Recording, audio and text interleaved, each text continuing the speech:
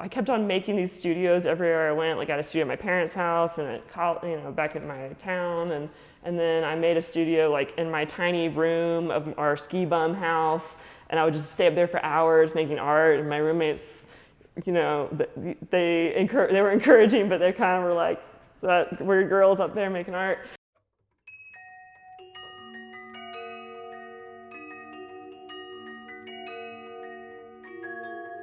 I'm Michelle Postma, and I'm from Columbus, Georgia. I went to school in Athens, Georgia, at the University of Georgia, and now I live in Missoula, Montana.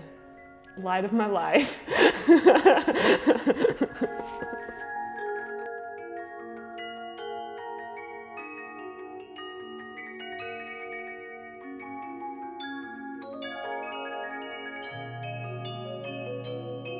I love it. I think people love making stuff, and you can make things. It's fun. What really kept me in ceramics was and the ceramics has a beautiful community of family. Even though at the time maybe I was less aware of why I was staying with ceramics. That feeling of aliveness is something I consciously try to chase now, and I think you should all chase what makes you feel alive, because that just brings more life to the world. And whenever you encounter someone that's genuinely having a good time, it totally just is infectious.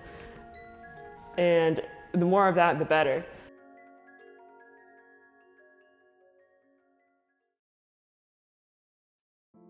Right now I'm working with ink, or black ink on white panels, and I'm also doing some black painting on ceramics, figurative sculptures of abstract human figures that are child-sized. And my process is that I have sort of a didactic process where I ask myself questions and reflect to create the images.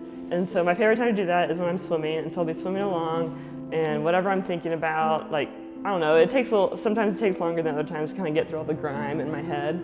And then at some point I'll be like, okay, now I get to think about art. So I'll say, okay, what are you thinking about? Because sometimes I can't get through all that grime, some days are harder than others. So I'll say, okay, what are you thinking about? And then whatever I'm thinking about, whether it's happy or sad, or an abstract concept, or a nice person that said hey to me, or a book, or a cartoon, then I'll say, okay, that's what I'm thinking about. And then I ask myself, what would that look like? Or what does that look like in Michelle land? Then I already have sort of a vocabulary of images built up over time, that some are inherited from teacher artists. I inherited a goat, and I inherited a tiger, and the images sort of are automatically associated. But at some point I have to kind of remember that image so I can add on to it. And because I can only imagine so much at once, I encode that image into a sentence. Girl riding shark, giant scorpion full of mice. And then I'm like, okay, now I can put that aside and say, what else? And so I keep on adding images on, and at some point I realize that's all that can fit in the rectangle or on the piece that I'm working on, and so then I stop. The images are best when they come from just openness, and especially if the image is weird, I have to be really accepting of it, because it's kind of like giving positive reinforcement to my brain, where I'm like, yes, thank you for this image. It's really weird, but thank you. And so in a way, it's all just one continuous image and I'm just exploring. And it's really important for me to be receptive, to ask for the images rather than tell the images what they're gonna be. Because whenever I'm telling the images what to be, it comes from an egoic place, or it doesn't come from love and receptivity. It's like a fun game.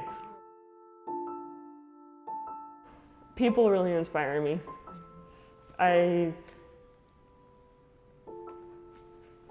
I love it. I just love it so much when I get to see someone display some sort of kind of bravery. And it's different for everybody.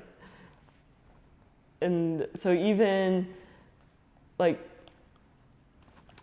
bravery it takes for a student to raise their hand in class, or to participate in a critique, or the bravery, I saw a girl crossing the street the other day, and she was really young, and she was like, okay, I'm like, I'm gonna do it. Here we go. And then she looked all the ways, she was like ready, and then she like skipped across the street. And so, and stories people tell me really inspire me. I love stories, and I love to draw during class, whatever the teacher is talking about. Sometimes I'll draw like little comics of my classmates and then turn those into animals later.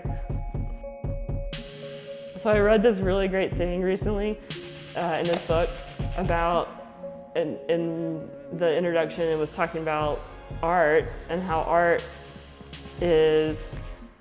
chooses humanity in the face of any tyrannical power that would dehumanize humanity. And that is why art is cool. And it's easy to forget that.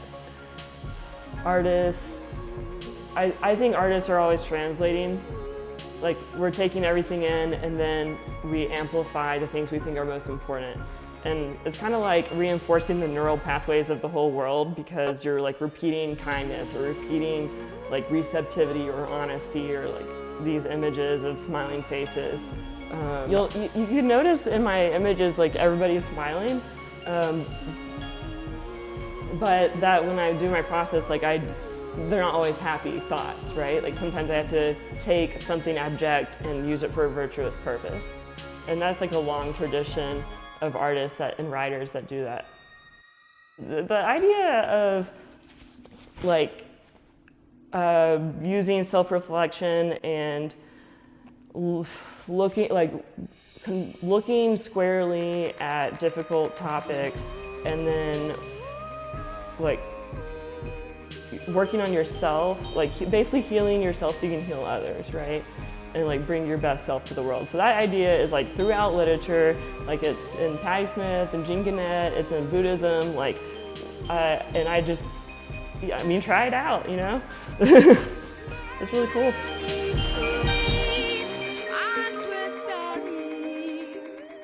I think reflecting on what it means to be an artist is really important for each individual person, because it's going to be different, it's going to look different for everyone. I think a good question to ask yourself is like, is this good for the art? And you'll kind of know right away if what you're doing is going to be good for the art or not. And so that kind of carries a top-down rule that can change with the context. I think it's one of the coolest things when I get to look at an image when it's done and it starts telling me things that I didn't know about myself, or like showing me, you know, good and bad. A lot of people have given me joy, like mentors and friends. And I've also been through a lot, like some hard times, just like everybody suffers, and that's part of life. And you never know what people are going through. But one nice thing about suffering, if you have to do it, is that sometimes it makes me, I won't speak for everybody, for me, suffering sometimes makes me really clear about what I really care about, because everything is really hard when I'm suffering, and so then it's like I really have to choose what I care about and where I'm going to put that energy in, because there's not a lot of it. And that was one really nice thing about suffering. And so suffering has taught me that people are the most important, that you're supposed to have a good time some of the time, like it can't be all about work, and that you create your own meaning in life. The Allez project was a total treat. Thank you. Thank you for letting me do it. I started doing these big ink paintings because of this nice girl, Betsy, asked me to do an ink painting for one of her class projects, and she filmed me doing it for Jack Metcalf's drawing class.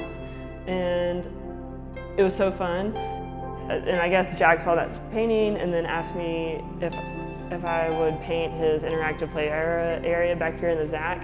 And they let me paint whatever I wanted, which was amazing because I got to paint a giant chameleon and, and hit their wall with brushes with ink going everywhere. And it took me 2 minutes to make that big ink mess on that wall, and it took me 2 hours to clean it up. Worth it, but I'll do it differently next time. It was such a blast that I kind of was looking for more opportunities to do that, and people knew that, and so they pointed me towards the Allez, and so I applied, and it was actually a huge challenge. It was way different from just painting on a wall and kind of free painting in that area, just going hamburgerler with all the animals everywhere, because it was a piece that was going to go, it was for adults and kids, and it was going to be on the street, and I wanted to compose it more for the rectangle. I was like, this is like a giant painting. This isn't just or it's like, that's different, seeing the whole thing at once, and it is kind of go, like in the play area, you go into the images and kind of splash around in them. I had to figure out how to approach the mural.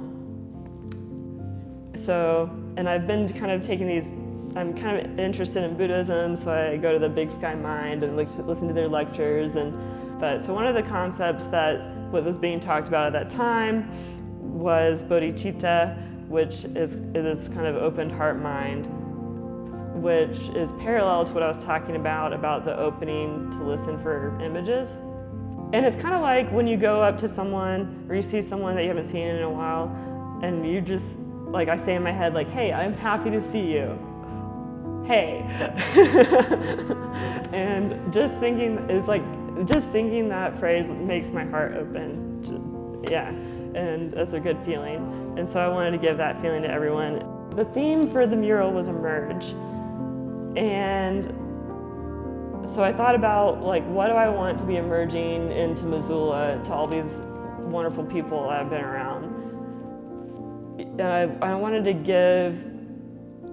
give back some of the joy that being here has given me.